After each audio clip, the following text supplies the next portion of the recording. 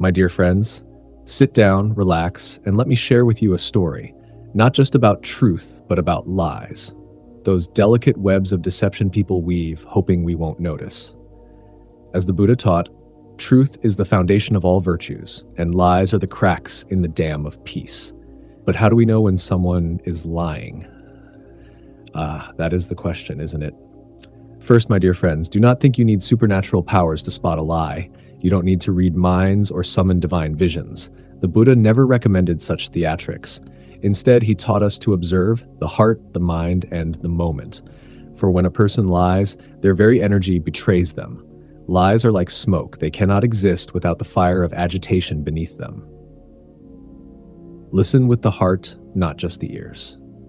Have you noticed how a liar's words often lack weight? They sound hollow, as if tiptoeing through a dark forest, hoping not to wake the spirits. Truth carries a certain calmness, lies a nervous tension.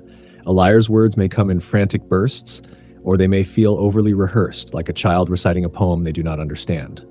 But here's the secret. Don't just listen to the words. Listen to the pauses. Listen to the tone. Lies create a symphony of dissonance, and the heart can feel it. The merchant and the magic elixir. The marketplace bustles with life, fruits piled high, silk traders calling out their best prices, the scent of fresh-baked bread drifting through the air. But amidst the lively scene, one merchant stands apart. His stall is small, yet his voice is grand. Come, come, my friends. Behold this miraculous potion. Just one sip, and you shall be as strong as a lion, as wise as a sage, as youthful as the morning sun. His hands wave dramatically, his eyes darting from customer to customer, measuring their interest. The crowd gathers, some amused, others intrigued. An old man, robed in the simple garb of a scholar, steps forward. "My good sir," he says, voice calm, "have you tried this elixir yourself?" For a fleeting moment, the merchant's smile falters, a tiny hesitation, a breath too long, a glance to the side. Of course, many times," he replies, but now his voice carries a different tone, as if suddenly aware of the weight of his own words. The old man nods, his face serene.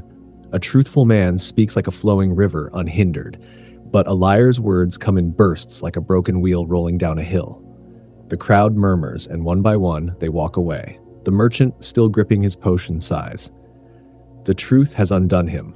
2. Observe the body, the silent messenger. The body, how it struggles to keep up with the mind. When the mind deceives, the body stumbles. A liar may fidget, scratch, or glance around like a caged bird seeking escape. The eyes dart because the mind searches for a way out. The hands shift as if they feel the discomfort of the lie. But be careful, my friends. Do not become too attached to physical signs alone. Even an honest man may fidget out of nervousness. Always balance what you see with what you feel. Truth resonates like a clear bell. Lies are merely the hollow echo of that sound. The farmer and his apprentice. In a small village, a wise old farmer tends his fields. He is known not just for his bountiful harvest, but for his keen eyes that see beyond mere appearances. One evening, he notices something amiss. The grain in his storeroom feels lighter than before. Suspicious, he watches closely. One night, he spots his apprentice, a boy with eager hands and nervous eyes, sneaking into the storeroom. The boy scoops a handful of grain into a small pouch, glancing around like a rabbit in a fox's den. The next morning, the farmer calls him over. "Tell me, lad, did you take the grain?" The boy stiffens. His hands twitch at his sides, his feet shuffle, stirring small swirls of dust. He scratches his ear, eyes fixed on the ground. "No, sir, I would never," he says, but his voice wavers, thin as a dying candle flame. The farmer smiles gently. My boy, your words say one thing, but your body tells another. When the mind deceives, the body stumbles. It is a hard thing to lie when truth rests so heavily upon the heart." Tears well in the boy's eyes. I only took a little. I was hungry." The farmer kneels beside him. "Then let us talk. There is no shame in hunger, but there is wisdom in honesty." From that day on, the boy never steals again. 3. Feel the energy of the moment. Here comes the real wisdom, the supernatural power that all of you already have but rarely use. Mindfulness. When you are present, fully present, you can feel the subtle energies of the moment. A lie creates disturbance, like ripples in a still pond. The Buddha called this dukkha, the unease that arises when something is out of alignment.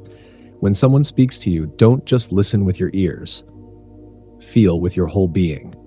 Does their presence create calmness, or does it stir restlessness in your heart? Lies vibrate on a different frequency, my friends. They cannot hide from the mindful heart. A monk once met a man claiming to be a great scholar of the Dhamma. "Ask me anything about the scriptures," the man boasted. The monk, instead of questioning him, simply sat in silence, watching. Though the man's words were confident, his energy was restless. His hands clenched and unclenched, his shoulders stiff. The monk finally said, "Your knowledge may be great, but your heart is troubled. Why?" The man sighed, ashamed. "I have read much, but practiced little. Knowledge without practice is like a lantern with no oil. It may look grand, but it cannot light the way." When someone speaks to you, don't just listen with your ears, feel with your whole being. Lies create a subtle disturbance like a trembling flame in the wind. But truth, my friends, stands still like the mountain, unmoved by the storm.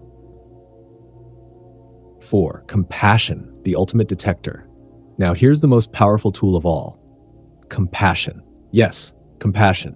For when you approach someone with kindness, their defenses drop. They sense your sincerity, and it becomes harder for them to maintain the lie. Compassion doesn't mean you condone the lie, it means you understand the suffering behind it. For why do people lie? Out of fear, shame, or greed. When you look at someone with compassion, you're not just seeking the truth, you're inviting them to step out of their own shadow and into the light. And often, in the presence of compassion, lies dissolve on their own. A mother once asked her son, "Did you break the vase?" The boy's lip trembled, but he shook his head. Instead of scolding, the mother knelt beside him and said, "It's okay. I only want to understand." The boy burst into tears. "I was afraid you'd be angry." With love, she held him and said, "Honesty is more precious than any vase." In that moment, the boy learned a lesson that no punishment could teach. The truth is not something to fear, it is something to embrace. So, my friends, when you seek the truth, do not use the sword of suspicion, but the light, a light of understanding. Truth forced is truth resisted. Truth invited is truth revealed.